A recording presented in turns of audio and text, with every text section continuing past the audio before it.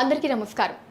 So ప్రస్తుత విద్యా విధానంలో వస్తున్న మార్పులు అండ్ అలానే ఇంజనీరింగ్ ఎడ్యుకేషన్కి ఉండేటటువంటి ఇంపార్టెన్స్ అండ్ దాని ఉపాధి అవకాశాల గురించి మనతో మాట్లాడడానికి మేనేజ్మెంట్ మరియు ఇంజనీరింగ్ విద్యలో అపార అనుభవం కలిగి ఐమా లైఫ్ మెంబర్ అయ్యి అండ్ అలానే కెరియర్ కౌన్సిలర్ అయినటువంటి ప్రొఫెసర్ సిఎస్ శర్మ గారు మనతో పాటు ఉన్నారు. వాటితో మాట్లాడదాం. అండ్ అలానే మీకు కలిగే మరిన్ని డౌట్స్ ఏవైతే ఉంటాయో సో దాన్ని నివృత్తి చేసుకోవడానికి స్క్రీన్ మీద కనిపిస్తున్న నెంబర్స్కి మీరు కాల్ చేసి మీ డౌట్స్ని క్లారిఫై చేసుకోవచ్చు.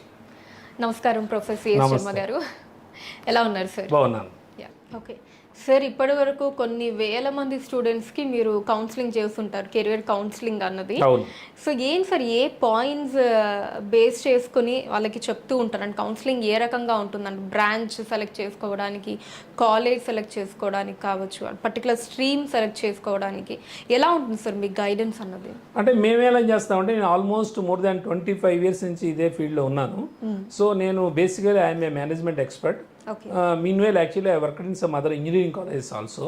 సో ఆల్మోస్ట్ నేను ఏంటంటే స్టూడెంట్ని ఫస్ట్ రాగానే అసలు వాడికి ఎట్టున్నాడు స్టూడెంట్, అంటే ఓన్లీ పేరెంట్ ఫోర్స్తో వాడు వెళ్తున్నాడా ఇంజనీరింగ్కి, లేదంటే వాడికి కంప్లీట్ ఇంట్రెస్ట్ ఉందా, లేదంటే ఇంజనీరింగ్ కాకపోతే వాడికి దేని మీద ఇంట్రెస్ట్ ఉంది, సో ఆ లైన్లో ఎంతమంది ప్రాస్పెక్టస్ ఉన్నాయి అవన్నీ ఎక్స్ప్లెయిన్ చేస్తాం.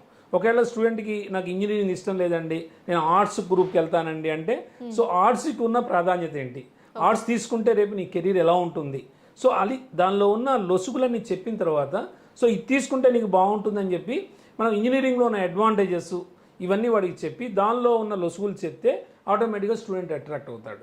సో అప్పుడు వాడికి ఇష్టపూర్వకంగా మనం ఆ బ్రాంచ్ ఇచ్చామనుకోండి, సో లైఫ్ అంతా వాడు అందులో ఉండాల్సిన వాడు. ఇప్పుడు ఏదో నేను చెప్తేనో లేకపోతే పేరెంట్ చెప్తానో అందులో జాయిన్ అయిపోయి ఉంటే ఎలాగా, వాడి తర్వాత 4 years అయిన తర్వాత ఆల్మోస్ట్ వాడు జాబ్ చేసిన రోజులు 65 70 years, అంటే బతికున్న రోజులు ఆ ఫీల్డ్లో ఉండాల్సిన వాడు.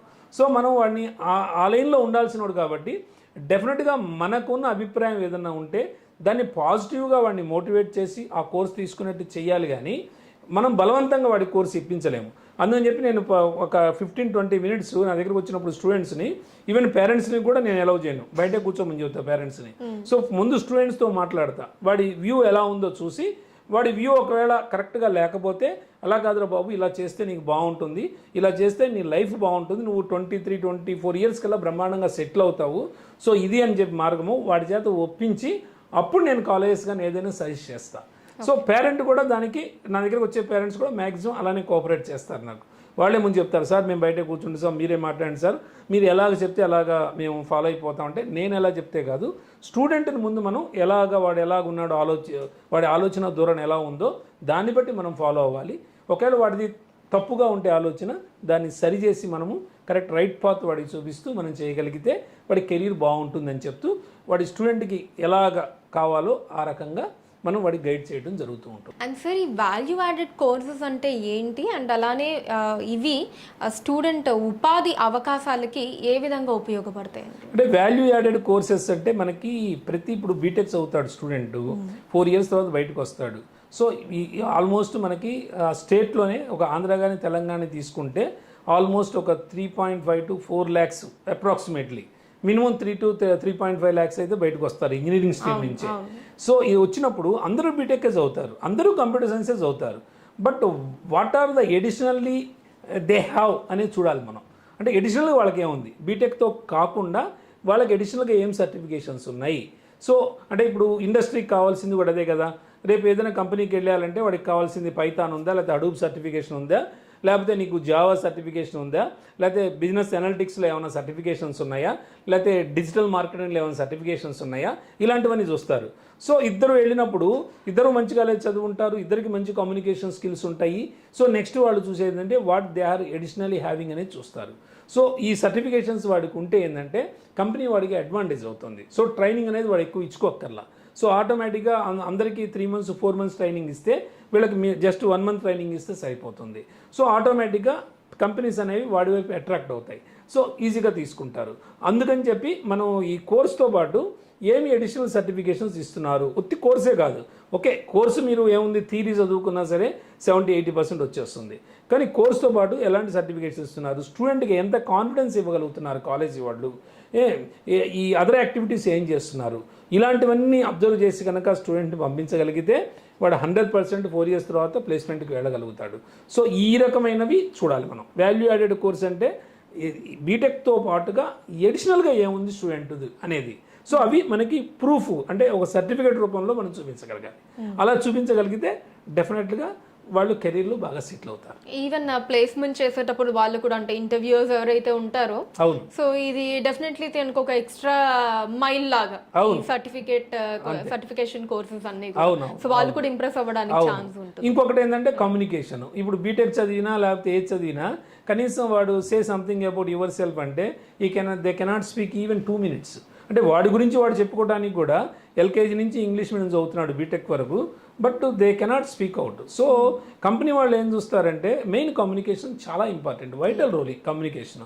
సో నీకున్నది నువ్వు చెప్పగలగాలి కదా, నీ పాజిటివ్స్ ఏంటి, నీ నెగిటివ్స్ ఏంటి అనేది నువ్వు చెప్పగలిగితే వాడికి అర్థమవుతుంది. సో ఆ కమ్యూనికేషన్ మీద కూడా కొన్ని కాలేజెస్ చాలా ఫోకస్ పెడుతున్నాయి. ఆల్మోస్ట్ ఒక 4-5 months ఇంగ్లీష్ మీద మంచి ఓరియంటేషన్ ఇస్తూ స్టూడెంట్ అప్ టు మార్కు లాంగ్వేజ్లో వచ్చేట్టు చూస్తున్నాయి. సో అది కూడా చాలా ఇంపార్టెంట్. అంటే చాలామంది చెప్తుంటారు, మనం పేరెంట్స్తో మాట్లాడుతున్నప్పుడు ఏంటంటే మావాడు చిన్నప్పటి నుంచి సిబిఎస్ఈ అండి, లేకపోతే మావాడు చిన్నప్పటి నుంచి ఇంగ్లీష్లో మంచి పట్టుందండి అవన్నీ చెప్తారు. బట్ అవన్నీ కాదు కదా. సో వాడు ఎంత మటుకు ఓపెన్గా మాట్లాడగలుగుతున్నాడు. సో అది కావాలి మనకి. అది ఆల్రెడీ ఏ కాలేజీలో చేయగలుగుతున్నారు, ఇవన్నీ వాడు చూసుకోగలిగితే డెఫినెట్గా మంచిగా ప్లేస్ అవుతాడు. సార్ ఇప్పుడు ఇంజనీరింగ్లో 100% క్యాంపస్ ప్లేస్మెంట్స్ ఉండేటటువంటి కాలేజెస్ ఏమన్నా ఉన్నాయా? ఉంటే వాటిలో సిలబస్ ఎలా ఉంటుంది, ఎంతవరకు నమ్మొచ్చు అంటారు? అంటే ఉన్నాయి కానీ చాలా తక్కువ ఉన్నాయి. డెఫినెట్గా మీరు అడిగింది మంచి క్వశ్చన్ అది. అంటే 100% ప్లేస్మెంట్ అనేది బిజినెస్ స్కూల్స్ ఏ రకమైన సిలబస్ ఇస్తాయో ఆ రకమైన సిలబస్ బీటెక్లో ఇస్తేనే 100% ప్లేస్మెంట్ అనేది జరుగుతుంది. ఎందుకంటే బిజినెస్ స్కూల్స్ ఎలా ఉంటుందంటే మీకు అసలు థీరీ అనేది చాలా తక్కువ ఉంటుంది, అన్ని కేస్ స్టడీసే ఉంటాయి వాళ్ళకి. సో థీరీ బేస్ ఉండదు. అంటే ఒక 40 to 50% థీరీ ఉంటుంది, రిమైనింగ్ 50% కూడా అన్ని ఎడిషనల్ స్కిల్స్ మీదే ఉంటుంది.